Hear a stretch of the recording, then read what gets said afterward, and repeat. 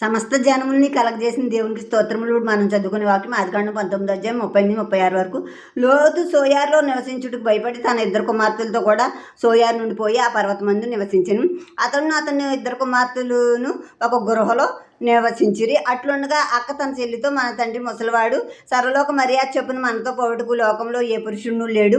మన తండ్రికి ద్రాక్షారసం త్రాగించి అతనితో చేయనించి మన తండ్రి వలన సంతానం కలగజేసుకుందాం రమ్మని చెప్పాను. ఆ రాత్రి వారు తమ తండ్రికి ద్రాక్షారసం త్రాగించిన తరువాత అతని పెద్ద కుమార్తె లోపలికి వెళ్ళి తన తండ్రితో చేయనించెను. కానీ ఆమె ఎప్పుడు చేయనించెనో ఎప్పుడు లేచిపోయానో అతనికి తెలియలేదు.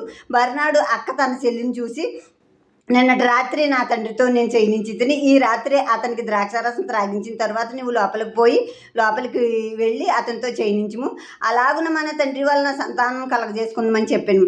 ఆ రాత్రి వారు తమ తండ్రికి ద్రాక్షారసం త్రాగించిరి. అప్పుడు ఆ చిన్నది లేచి అతనితో చేయనించెను. ఆమె ఎప్పుడు చేయనించెనో ఎప్పుడు లేచిపోయానో అతనికి తెలియలేదు.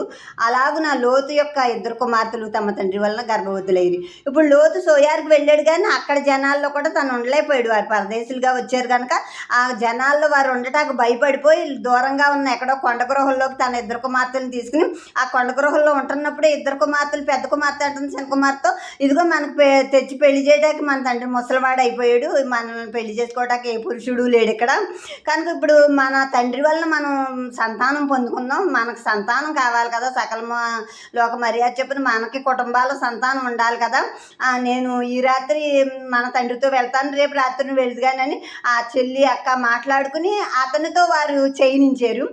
లోతు కుమార్తెలు చేయనించినప్పుడు వారు గర్భవతులు అయ్యారు. అంటే లోతు నీతివంతుడే, లోతుకు తెలియదు వారు చేసింది. అసలు వీరు ఆలోచించారు, వీళ్ళకి మరి ఈ ఆలోచన, వీళ్ళకి పిల్లలు కావాలన్న ఆలోచనే కానీ శరీర వాంఛల గురించి, శరీర క్రియలు తీర్చుకుందామని అట్టి ఆలోచన ఆ పిల్లలకైతే లేదు. కానీ వాళ్ళ ఆలోచన అయితే మరి మంచిగా లేదు అని చెప్పొచ్చు, కానీ వాళ్ళ పిల్లల కోసం ఆలోచించుకుని అలా చేశారు. ఆమె